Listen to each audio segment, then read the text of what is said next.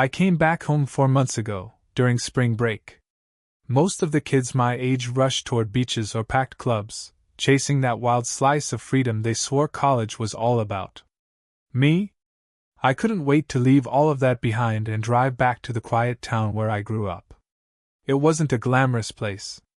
Just a small patch of America tucked between rolling fields and patches of pine, the kind of town where everyone nodded at each other in the grocery store and where the highlight of the year was the 4th of July parade down Main Street.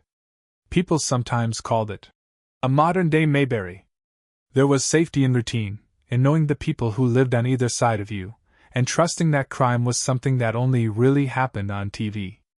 That's why when the whispers began, rumors about a serial killer scene in the area, nobody could quite keep it to themselves. In a place where almost nothing happened, this was the kind of story that swallowed the whole town. At first, I thought it was gossip gone too far.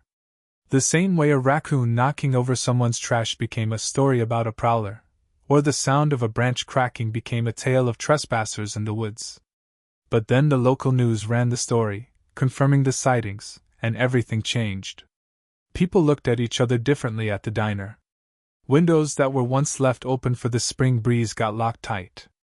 It was like the town suddenly remembered what fear tasted like, and we all had to chew on it whether we wanted to or not. For me, fear wasn't new.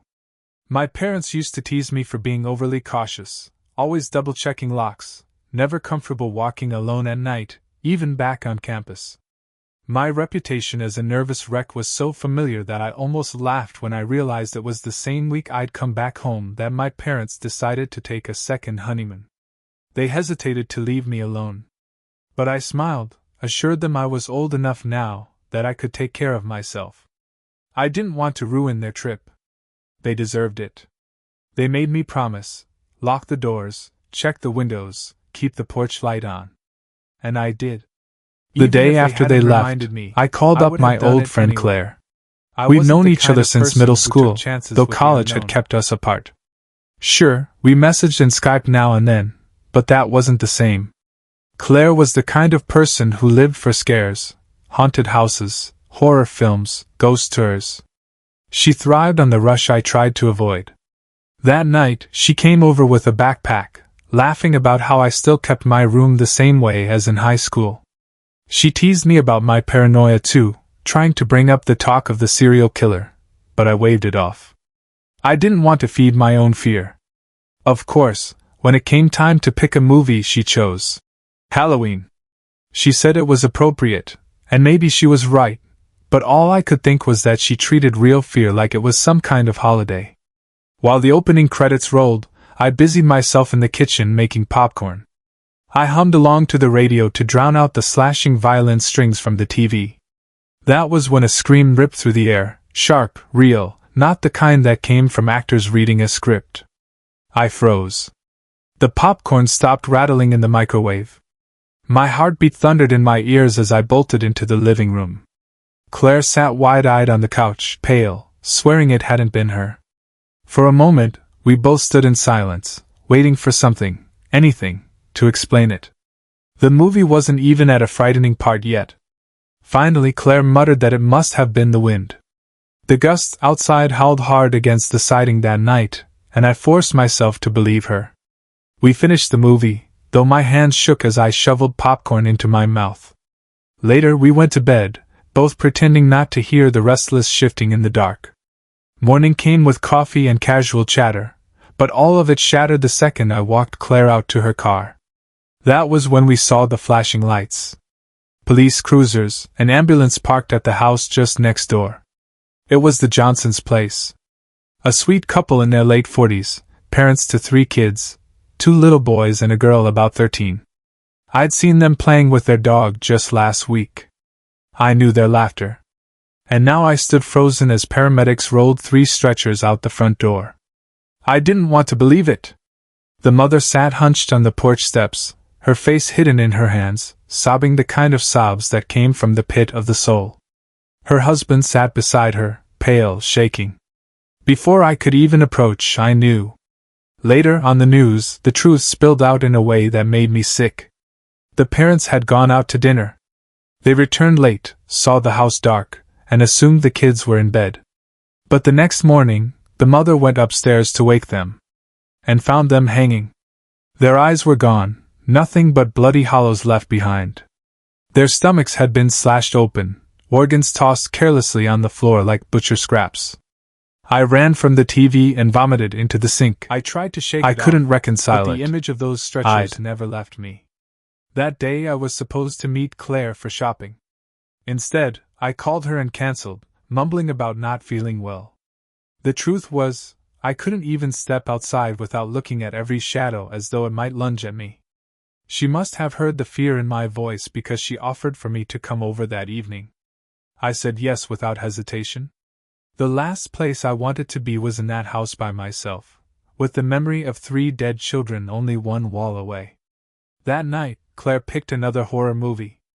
I didn't even bother paying attention.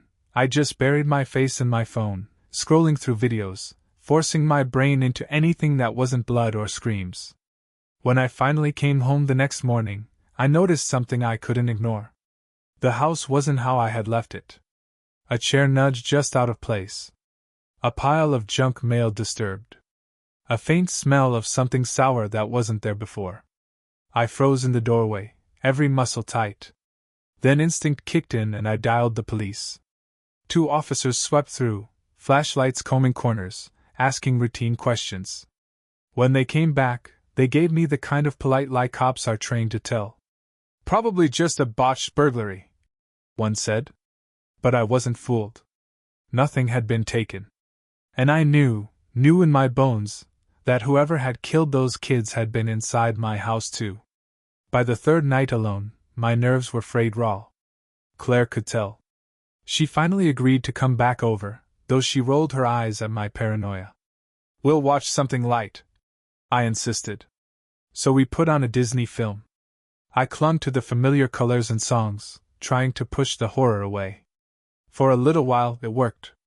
We even laughed together, joking about lines we memorized as kids. For a moment, it felt safe again. Then the screen went black. The hum of appliances died. The entire house sank into silence, broken only by my sharp intake of breath. The power was out. I nearly screamed, but reminded myself, this wasn't unusual. In our neighborhood, outages happened once a month. Usually a breaker flipped or some lines sagged with the wind. "There's 2 options," Claire said. "We wait it out until morning, or I go flip the switch." I shook my head violently. "No. The box is outside. Back of the house." She smirked. "You're acting like we're in one of your scary movies. It's just a fuse." Before I could argue, she grabbed the flashlight, unlocked the back door, and disappeared into the dark, slow and thick. I hugged my knees on the couch, counting each second as the flashlight beam vanished through the glass. 5 minutes. 6. 7. "Claire?" I finally whispered. No answer. I forced myself up, feet cold against the hardwood, and edged outside. The deck groaned under my weight. The night air was damp, heavy, as if the whole world was holding its breath. The flashlight lay in the grass. Alone. My stomach dropped. I bent to pick it up, my voice trembling. "Claire? Where are you?" Silence. Then, a shriek behind me. I spun so fast the flashlight tumbled from my hands. For a second, the dark swallowed everything. Then, as I scrambled to grab the light, I heard it. Laughter. High, breathless laughter. Claire stood hunched a few feet away, howling at her own joke. My relief twisted into fury.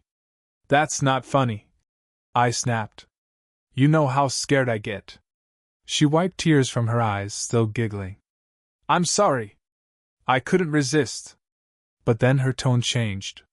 "Look. I tried the box. The wires, they've been cut." The words echoed in my skull. "Cut." I shook my head. "No. You're messing with me again." She grabbed my wrist, dragged me to the fuse box, and shone the beam. Jagged ends of copper and plastic dangled like snapped veins. Whoever had been here hadn't wanted us to have light again. I backed away, every nerve screaming to run. We need to go back inside. Now. Claire opened her mouth to answer, but a metallic hiss split the night. Something shot from the dark, whistling past my ear. I didn't process what it was until it buried itself into Claire's neck. Her scream gurgled. Blood sprayed hot across my face. She clawed at the blade, choking, collapsing into the wet grass as if her body no longer belonged to her. I stumbled backward, a raw scream tearing out of my own throat. It was real. Too real. Instinct took over. I bolted for the steps, crashing inside, forgetting the back door wide open. I lunged for the coffee table where my phone lay, but the screen stayed black. Dead battery. My hands shook so badly I nearly dropped the flashlight. I remembered Claire had left her phone somewhere. If I could find it, I could call for help. I tore through cushions, shoved furniture, my breath ragged. Then I heard it. The ringtone. I turned. The glow of a screen blinked from the kitchen counter. Relief surged through me, until I saw the number. Unknown caller. It rang again. My finger hovered over the reject button. I couldn't deal with pranksters, not now. I hit decline. Immediately, it rang again. Anger mixed with terror. I answered. What do you want? I screamed into the receiver. Silence. Then a voice, guttural, low. Look behind you. The line went dead. I dropped the phone. My body acted before my brain could stop it. Slowly, trembling, I turned. Two glowing blue orbs stared at me from the dark corner of the kitchen. Eyes. My hand fumbled for the flashlight. I shone it straight at them. What I saw rooted me to the floor. A man. Or something that resembled one. His skin was pale as marble, stretched taut over bone. Hair black as ink spilled over half his face, but the eyes burned through it, glowing, inhuman, fixed upward in a blind man's stare. He didn't move when the light struck him. Didn't flinch. Just stared. Then he stepped forward. Every cell in my body screamed to run, but my legs betrayed me. I staggered backward until the counter pressed against my spine. The figure closed in, and for the first time, I saw what he held. A blade. Small, jagged, wet with blood. Claire's blood. He lifted it slowly, almost tenderly, and pressed the edge against my cheek. I whimpered, tried to twist away, but he sliced.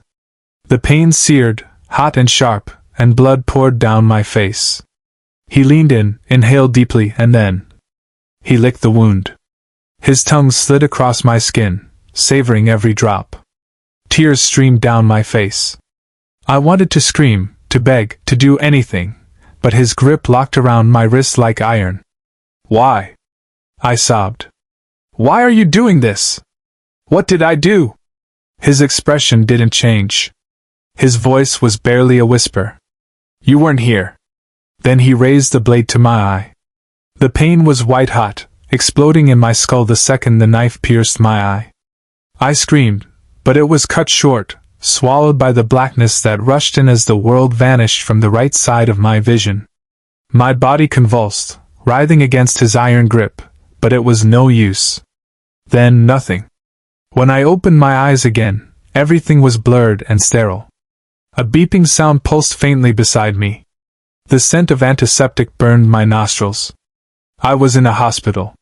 My mother sat slumped in a chair at my bedside, face buried in her hands.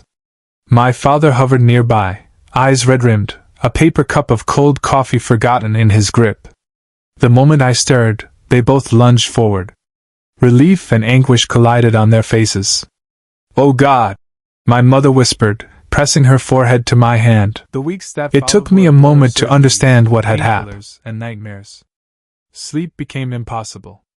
Every time I closed my remaining eye, I saw it again, the pale face, the upward gaze, the blade sliding into my flesh. I tried to push through, but my body betrayed me. I lived on coffee, pacing my dorm room back at college, shutting myself off from classmates, ignoring calls.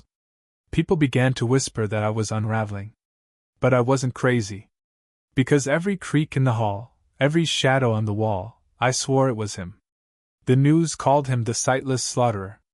Reporters flocked to the town, spinning headlines about the sole survivor, who had looked into those glowing eyes and lived to tell the tale. But they didn't know the truth. I hadn't survived. Not really. Something inside me had been carved away, left to rot in the dark. I tried to convince myself I could move on. That if I just stayed hidden, he'd forget me. But deep down, I knew horror stories don't end that way. One morning, between half-sleep and exhaustion, I dragged myself to check the mail. Bills. A magazine. And one small package. No return address. I almost tossed it on the counter without a thought. But when I came back from class later that day, it was still sitting there, waiting. A gnawing dread crawled over me. My hands shook as I tore it open. Inside, beneath layers of packing peanuts, my fingers brushed against something soft. When I pulled it out, the scream that tore from my throat nearly split me in two. 3 eyeballs. Human eyeballs. One of them, I knew instantly, was mine. The other 2 belonged to Claire. I dropped the box, bow rising in my throat, and stumbled back. I shoved the package deep into the trash can, but it didn't matter. It was still there. In the house. Watching me. I wanted to forget. God, I wanted to erase everything. To pretend it was just a nightmare. But every night, when I closed my eye, I saw him again. Those glowing orbs in the dark. And then I understood. This wasn't just my story. This wasn't just about me. He was still out there. Waiting. And so I'm telling you this, right now, because you need to know. You need to understand the danger that walks among us. If you ever see those eyes, blue, glowing, fixed not on you but just above, like a blind man staring past the world, run. Run as fast as you can. Don't look back. Don't hesitate. Because if he catches you, he will make sure he is the last thing you ever see. That's all I can give you. Maybe I've cursed myself just by writing this down. Maybe he'll come again, maybe he won't. But I can't carry it alone anymore. Tell me, what do you think? When you read stories of cruelty, of violence that cuts so deep it seems almost unreal, do you believe it's just evil people, or is there something darker, older, walking through our world? Leave your thoughts in the comments. Tell me what you believe about violence, about injustice, about the monsters, human or otherwise, that we